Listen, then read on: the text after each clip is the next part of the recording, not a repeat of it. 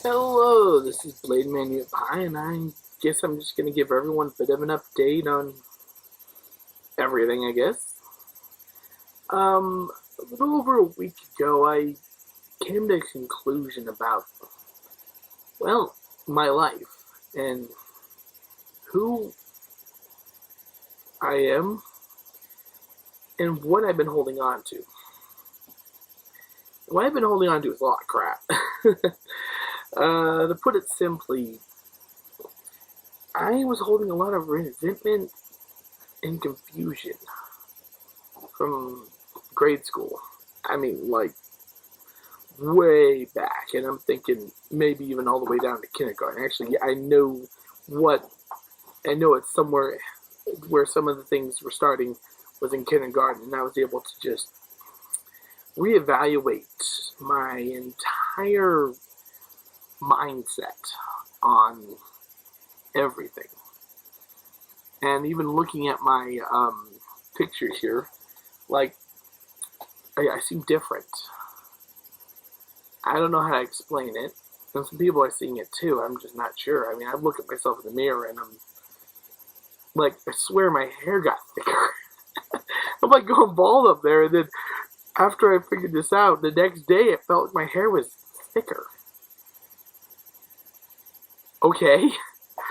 It's just weird. It was just a weird way things seemed different. And they're different because I realized how everyone was wrong about how they thought I should have been treated. Like how they treated me every day. They were just wrong. Like just 185% wrong. Just something, I don't know. It was they somehow thought it was okay that, I was being treated poorly, and that, because everyone else is doing it, it was okay for them to do it. Because I didn't put up enough of a stink, even though I had teachers telling me right and left, oh, Nick, you can't do that. If I was to respond anytime to something negative, they would throw the book at me like a... Well, throw the book at me, like for anything. I get attacked and I curse about it. I get someone not coming at me going, Nick, you need to watch your language. I'm being attacked and I curse as I, get away from them. Yeah, all right, I mean, that makes sense, right? Yeah, totally. Yeah, no, it doesn't. That's just stupidity. But that was what high school was like and junior high was like. And the thing is that there was this concept that they pitied me. They actually pitied me all through school. And yes, I had it rough. And a lot of them took what was rough and made it worse. Like I was told that, because I didn't worry about how I looked or whatnot, that I was asking for trouble. And I was, it's like, what? Wait, that doesn't really work. I mean, that's the same argument a rapist uses when they say, well, look what she was wearing. It doesn't hold water. Never did. So I started hearing all this stuff and what they saw and how they were like, because you didn't react the way we expected you, like you just put up with it, we thought it was okay. I was basically being told by the administrative and stuff to not react. Just take it. Just take it. That's all they would ever say. And I did. I was a good little student. I listened. I heard everything every one of those teachers said. Because I had to survive. Thing is that I was outcasted. Mainly because I was outcasted. Like someone decided somewhere at that point that I'm a little strange. Okay, I mean, and because these guys treat me like crap and I don't, come at them with a pickaxe or whatever they expected me to do. I don't know what they expected me to do. Seriously, I really don't. All I know is that I wasn't going to, it wasn't worth getting in trouble over these guys. And so I was talking to an old classmate, and she was an okay person to me.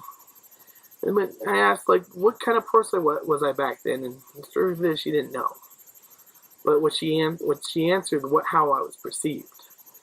And how I was perceived was just off the wall. I mean, they saw me as a nerd. Oh, okay. They saw, it's like, hey, you asked for it by being this way. We felt sorry for you. And it hit me. They somehow got in their head that if things are hard, but I just take it, that it's okay for them to add more to it,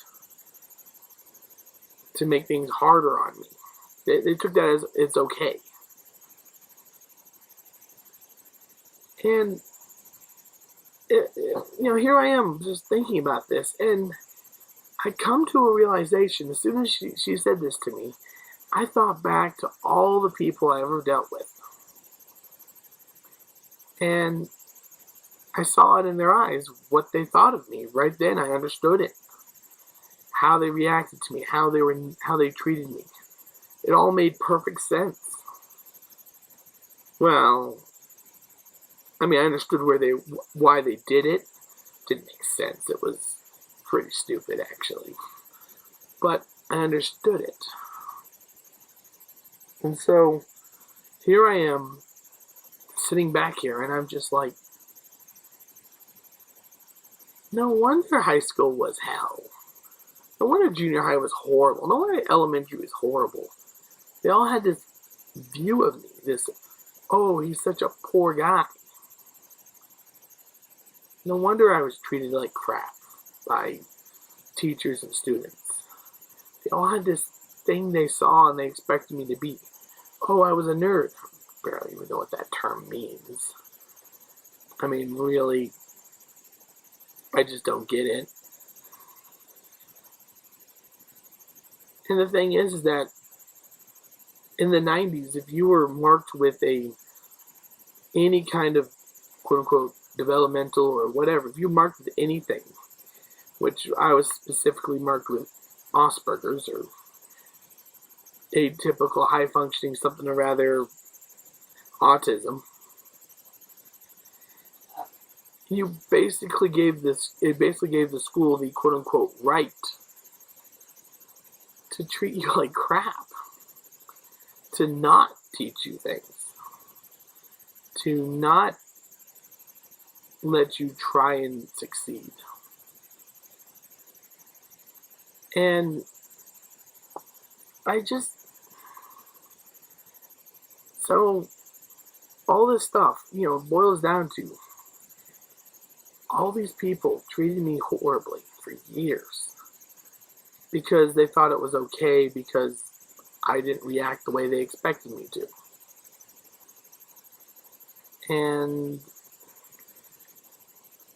it hit me. They didn't know better. They don't know better. They still don't know better. They probably never will. They would have to reevaluate too much about their lives to admit, to even understand how wrong they really were. They would have to reevaluate everything they've ever done in their lives, practically. Of course, that's what I had to do. Everything I've dealt with since basically kindergarten, I had to take another look at because I realized what these people were doing.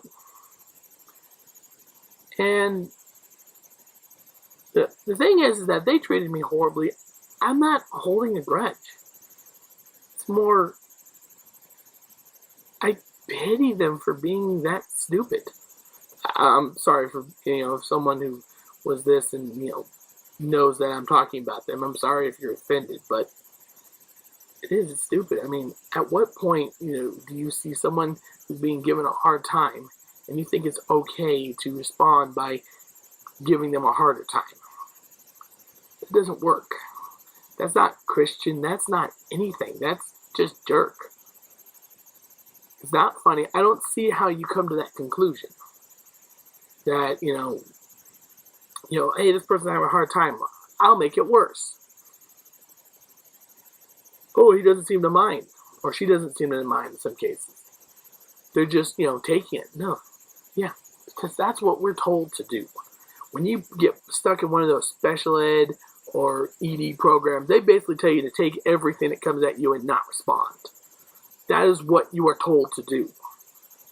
You're told to take it, and that's it.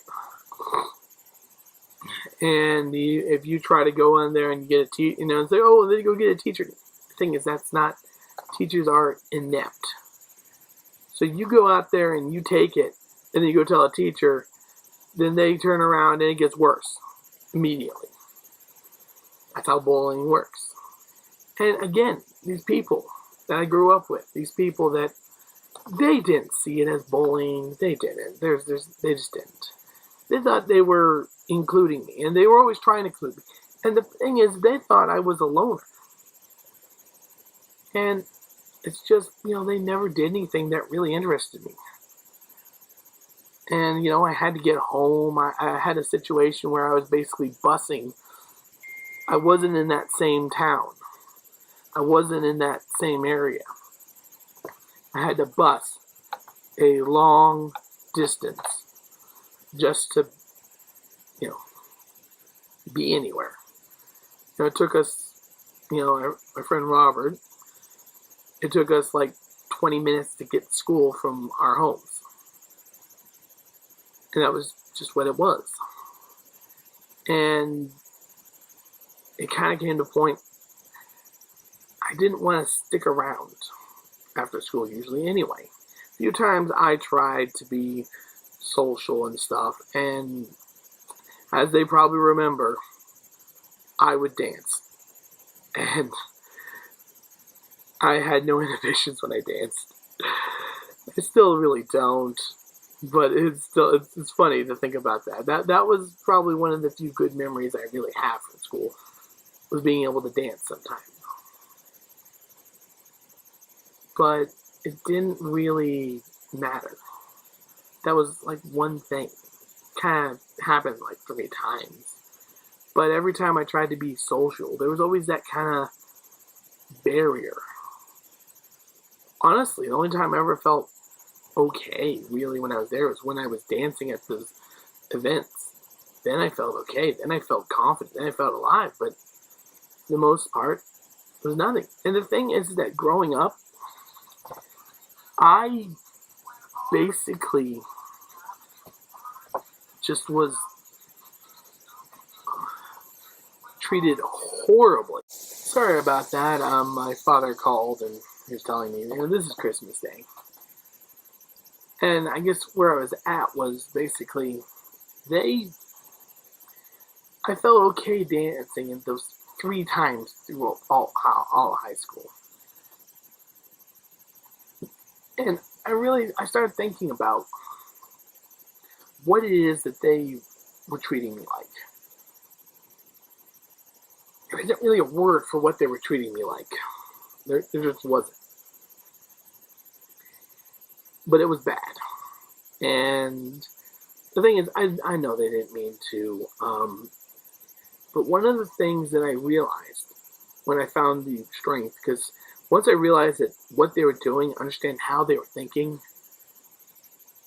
I instantly forgave them. I understood where they were coming from. It was crap, but I understood.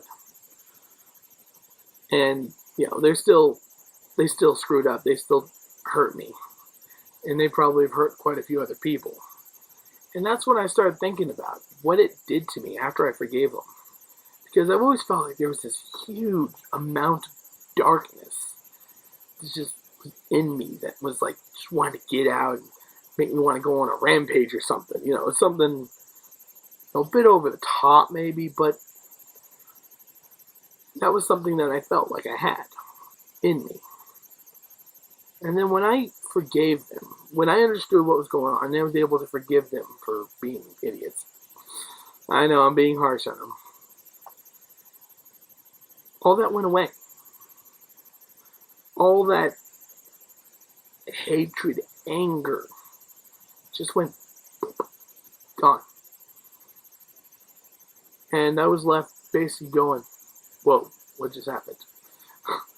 Because then we're like, whoa, I just, suddenly so many things changed. You used to be able to put me on the floor with whistles, and now it doesn't work. It hurts. It still hurts. I mean, it's always going to hurt because it's pain.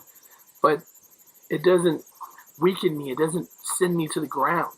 And what I realized is that, as a joke, they thought it was funny to, do this with their lips and, whistle as high pitch as they can to cause me pain. To cause me pain.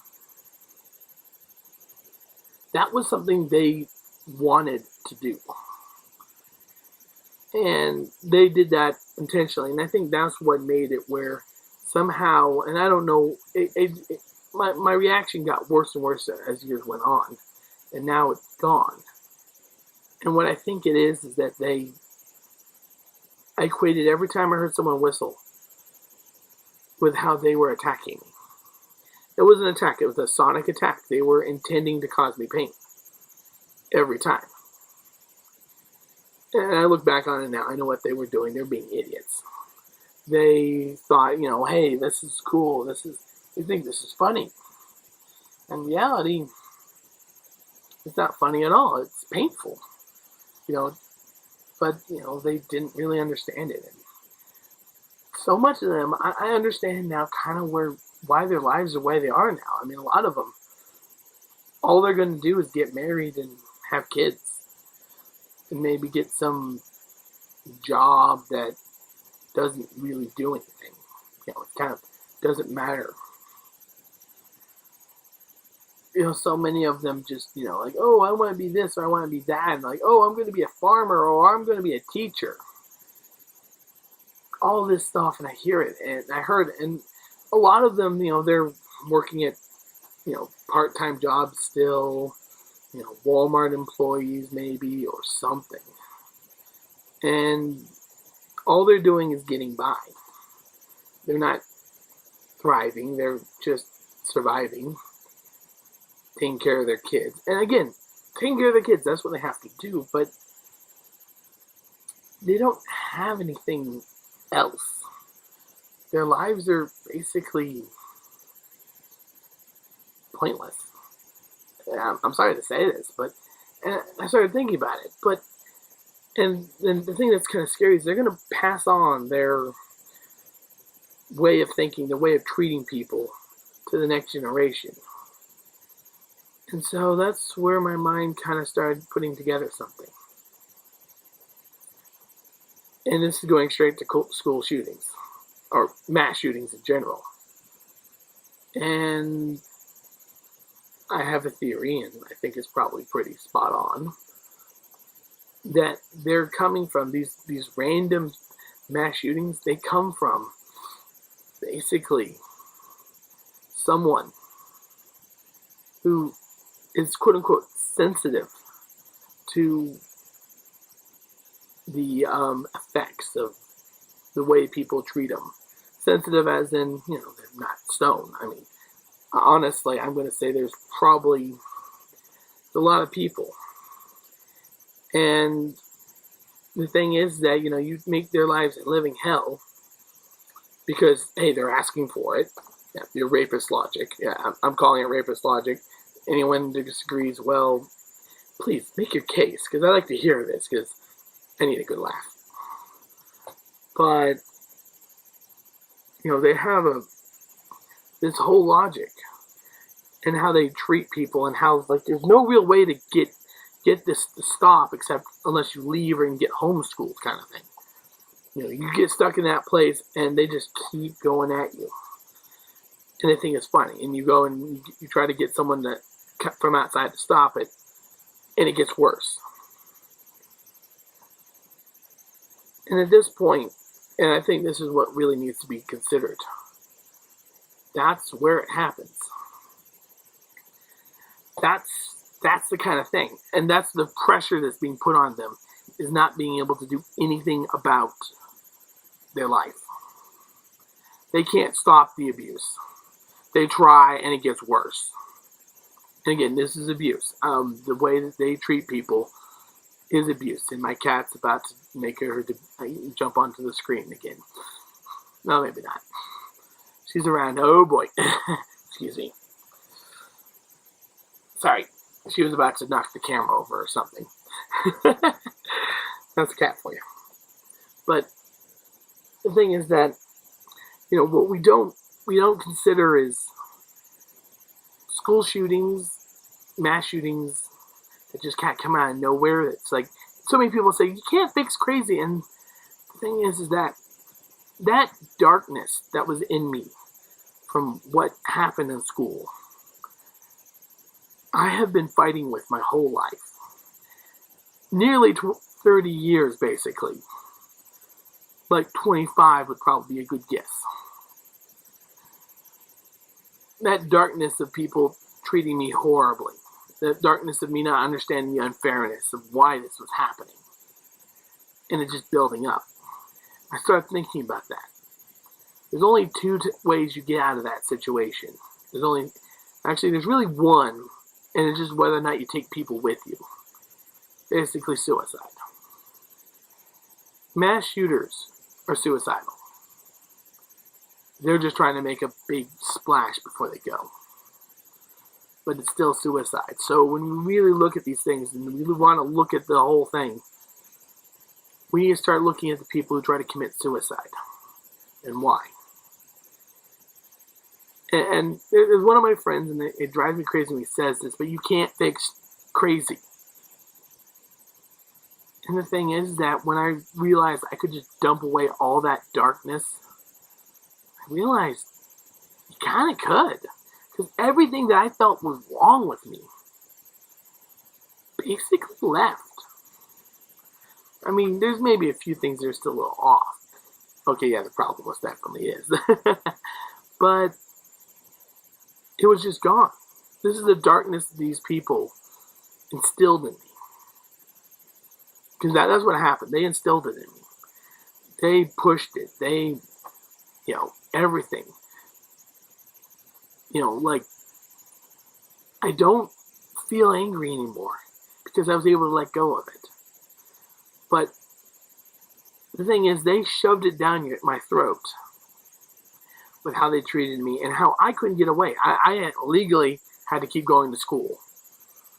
I legally couldn't get away. I couldn't skip. Big punishments for trying to get out of the situation. Which, ironically, when they were telling me how to deal with things, get out of the situation is what they tell you to do. Oh, except for the fact they forced me to be there. The law forced me to be there. I couldn't get out. And that's where things got messed up. I couldn't get out. And neither can a lot of these other people. And I think that's where this gets to. And the thing is that not everyone snaps. I didn't snap and go on a killing spree. I didn't. I did not. And thing is, many people do. No, actually, many people don't. But the ones that do, it's like, when you really look at it, think of like looking at something that's about to give, like what part of the dam is going to break, which specific part is going to crack and start spewing water out and flooding the city. Which one? Which molecule is going to break its bond and start it all? You can't know that. There's like, you just can't know these things.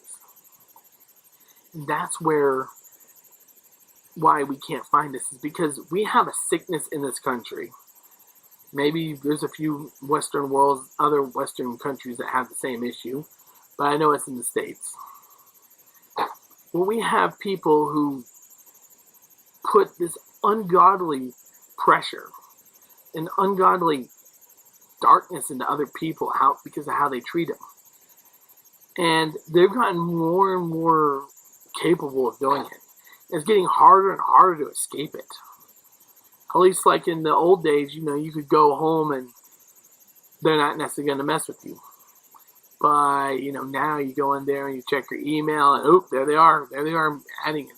I mean, and sometimes you just get some random people online who just want to see you fail because they think it's funny. And again, what they're doing isn't anything new. We have it in schools for decades, centuries, whatever. And now I think we're reaching critical mass. Richard Vutek likes to talk about how there's something really wrong that people think is okay. People seem to think it'd be a cool idea to go and, just go hurt people. And see, that's where it is. The thing about the Pokemon, the guys who try to shoot out the Pokemon thing, they probably aren't very happy people. Probably get treated like crap, and they decide they were going to do something to show that they're not weak, they're not pathetic, or whatever. Again, they cracked. They cracked under the pressure that so many people are being given and pushed on. And the pressure seems like it's very focused. It's going to get you like one molecule hitting you in those one spots all the time. That is what causes it. And not everyone cracks. Basically, you're trying to predict whether or not someone will get to the point before they get away from the situation where they're going to just give up and solve it themselves in the most horrible way they can think of. Because they fight back, they get BS. You fight back against the bullying, suddenly you're being expelled because you're fighting. There's no winning against, everyone's like, oh, we have to stop bullying. Yeah, we got to stop it because you're creating, it's a powder keg. You're basically adding all this darkness. And the whole thing about you can't fix crazy, well, that's not true. If you can find a way to help people get all that darkness that was added into them taken out, then I think you can fix crazy. At least that's my thought. I mean, there's a lot of people who have been put through so much for so long, and they eventually will crack. Unless they get out of the situation, which sometimes they last through high school. Sometimes they don't. Sometimes they just go off. Sometimes they get through high school and it never gets better. The darkness is still there. It still eats away at their insides until they feel they have to do something. And they rack their brains to go all the way back as far as they can. So that you never know what they're going to do because you don't know how they've been screwed over. It's when they go and talk about we just don't know how we can predict it. Truth is, you can predict it. You can't figure out which person it's going to be, but you can see the situation that causes these violent tendencies. You can see it. You can see it 180% accuracy. It's only a matter of time before something happens. And then it's basically, a breed's hitting the wrong thing and then that's it. People go off because they've been building up. And no one's done anything. You have students who go around and, make a nuisance of themselves and pick on people because they think they're trying to help them. I mean, that's the truth. They do think they want to help. They think they can help them by knocking these people down a peg, when in reality they're not down a peg. Everyone, this whole thing about being a loner and just didn't want to be around people is like, in high school, I wanted to be around people. I wanted to be accepted. I tried really hard to be accepted, and it just didn't work. And the fact that I was told that, oh, you were always a loner. I'm like, no, I wasn't. That wasn't what I was. I was lonely. And I just couldn't connect with them. And now I understand why. And the truth is, the way they live their lives now, and I'm going back to them, no wonder they aren't doing much with their lives. Unless someone basically hands them what they need. They're going to create drama. They're going to cause trouble. And then that's it. They're going to just... And then this one day they piss off the wrong person, treat someone poorly, and they realize this person now is their boss. And they are fired because they treated them like crap, or because whatever. And there's so many people that, like, they were such a big deal, and now they're not. Being a big deal in a small town is like being the oldest kid in the kiddie pool. I now kind of get it, because the biggest thing is that we need people to stop assuming they know how to treat people. People that have autism, Asperger's, whatever they want to label it,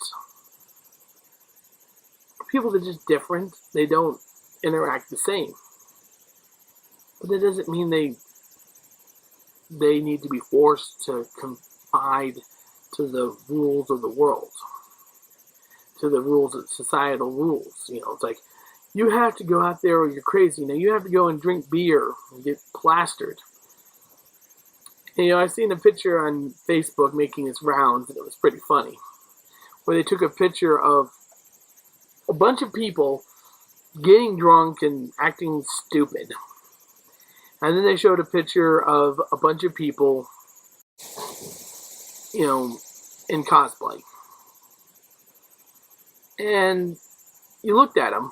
The people in cosplay were happy, enjoying themselves, and not doing anything they're going to regret.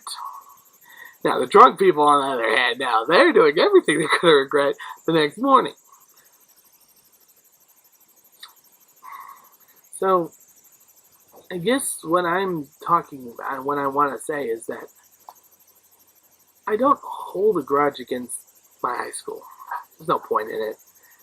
There's no point in holding a grudge against them. They didn't understand. They still don't. They see this video, they probably won't ever figure it out. Don't have very much faith in them. And the sad thing, that's true of a lot of people. But that school is in danger. And there's if they treat someone else who maybe doesn't have the right people supporting them the way they treated me, things could get real there. Things could get dangerous. Things could go bad. It's not something that you can just say, oh, hey, no, that won't happen. Because, whatever. No, it can and it will. It's a matter of time. They put off so much darkness and hatred, and, they instill this in people when they mistreat them like this. Instead of giving, people with autism and Asperger's space and letting them come to you, and then accepting when they do come, and actually communicating with them in clear, concise ways, if they would just do that, try to be as clear and precise, maybe we wouldn't have people, dying, being hurt. maybe they won't. Maybe if we all start doing that, when we start, treating each other with, hey, well, this person doesn't like that, so I'm going to respect that. In high school and, well, in the workplace and everything, we just start respecting that. In schools and everything, where we just try to respect who they are. And if they need help, we find a way to help them. Really help them, not like do what we think is best, but what is best. Not take our opinions. Well, you need to be more social. Why? Be social with the wrong type of people. That doesn't help. It just makes things worse. Social with people that don't get you. Get to know people, that's fine, but, for the most part, I guess I'm just wanting to tell the world, or tell someone, just get it out there, that was a darkness that poisoned my life. Ruined relationships was because of how I was treated in high school and how I didn't understand why things didn't work out for the longest time. Why I couldn't get anywhere with social interactions, dating, anything. Because I had people get in the way, and I figured out some of that. But eventually, when I saw the whole scope of it, I understood. And then as soon as I could forgive them, I realized all that resentment that was in me poisoned my life to an extent that I've made mistakes, reacted in batshit crazy ways, just because I didn't understand how I was really feeling. So, I guess what I'm trying to say is that we don't need to be treating people like crap. Things are going to get worse if we don't change how we treat each other, if we don't respect each other. And that goes for everyone. And people from my school, you guys realize that how you treated me, you need to realize that it was wrong. It was hurtful. And it messed me up for a long time. I don't need an apology. But you have to know that it was wrong. So you don't do it again. So you can make sure your kids don't do it again. Not for my sake. For you and your kids' sake. Because if they do it again, there's no guarantee that they'll run into someone who's going to be able to keep anything. Keep all that darkness and not let it take them over. Not let it lose them. So here's the thing. When it gets that bad, when it gets where they can't do it, there's two ways they're going to react. Suicide and vengeance. And when it gets to that point, you guys basically lost. And now, it's a bloodbath. That's what school shootings are. That's what mass shootings are. It's basically people freaking out. People just can't take it anymore. People can't handle being mistreated anymore. And no, I know this sounds like I'm blaming the victim. Well, yeah. I kind of am. But so is everyone else. Because nobody that's happy and well-adjusted wants to just kill everyone and then off themselves. Die by, death by officer or whatever. Well, anyway, I've been on my soapbox. I'm going to have to edit this video back together because, I got interrupted. But, I don't know, maybe what I'm saying here might help someone. I hope. I just thought I'd say that's what it was. But, to end on a brighter note, that's where I was stuck. And keyword is was. Keyword is whatever, yeah. I don't feel that darkness anymore. I've looked for it, actually, and it's like, no, it's not there. It's not something that I feel like is in me anymore. And if I can just let go of all that hatred and rage, so can anyone. And that's what I'm hoping this, maybe someone will listen and we might be able to help someone let go of that rage. Because the thing is, you never know who's going to snap. Because you don't know how strong they really are until they break. So anyway, this is a ridiculously long video already, and I'm sorry to take up everyone's time, but this is something I needed to say.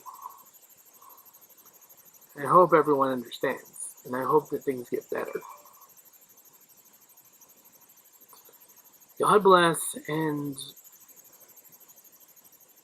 remember, just listen for a second and see if there's a way you can treat someone better. Sometimes it's just knowing, stepping out rather than doing what you think they should be at. You listen to what they feel they should be at.